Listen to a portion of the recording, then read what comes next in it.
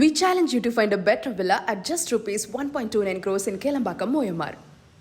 கூட்டுறவு வங்கிகளில் விவசாயிகள் வாங்கிய பயிர்க்கடன்களை முழுமையாக தள்ளுபடி செய்ய வேண்டும் என்பது உள்ளிட்ட கோரிக்கைகளை வலியுறுத்தி திருச்சியில் முன்னாள் அமைச்சர் காமராஜ் தலைமையில் அதிமுகவினர் கண்டன ஆர்ப்பாட்டத்தில் ஈடுபட்டுள்ளனர். இதுகுறித்த மேலும் விவரங்களோடு இணைகிறார் செய்தியாளர் கதிரவன். வணக்கம் கதிரவன், இந்த ஆர்ப்பாட்டம் குறித்தான முழு விவரங்கள். வணக்கம். விவசாயிகள் கூட்டுறவு வங்கியில் வாங்கிய கடனை ரத்து செய்ய வேண்டும், காவிரியில் நமக்கு தர வேண்டிய உரிய நீரை கர்நாடகத்தில் பெற்று தரவில்லை என்றும், மேகதாது விவகாரத்தில் மெத்தன போக்கை கடைபிடிக்கும் தமிழக வெற்றி கழக அரசை கண்டித்து மரக்கடை எம்ஜிஆர் சிலை அருகே அதிமுக சார்பில் ஆர்ப்பாட்டம் நடைபெற்று வருகிறது. முன்னாள் அமைச்சர் காமராஜ் தலைமையில் நடைபெறும் இந்த ஆர்ப்பாட்டத்தில் மாவட்ட செயலாளர்கள் கார்த்திகேயன், மனோகரன், சிவகுமார், யோகநாதன், முன்னாள் நாடாளுமன்ற உறுப்பினர்கள் ரத்னவேல் உள்ளிட்ட 500க்கும் மேற்பட்டோர் கலந்து கொண்டு ஆர்ப்பாட்டத்தில் கண்டன கோஷங்களை எழுப்பினர்.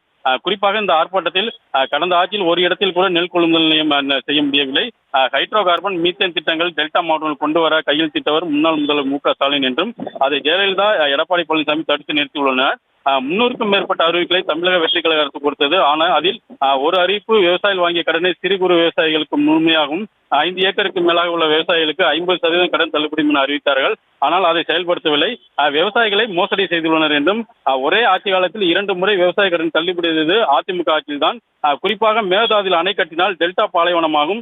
மேகதாட்டு விவகாரத்தில் அனைத்து கட்சி கூட்டத்தை கூட்டி ஏன் தமிழக அரசு மறுக்கிறது, உடனே அனைத்து கட்சி கூட்டத்தை கூட்ட வேண்டும் என்றும் கண்டன கோஷங்களை எழுப்பி கண்டன ஆர்ப்பாட்டத்தில் ஈடுபட்டனர்.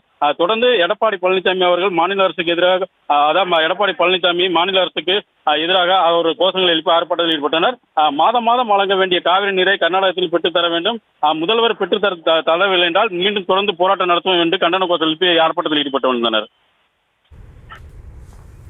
விவரங்களுக்கு நன்றி கதிரவன். We challenge you to find a better villa at just rupees 1.29 crores in Kelambakam, Moyamar.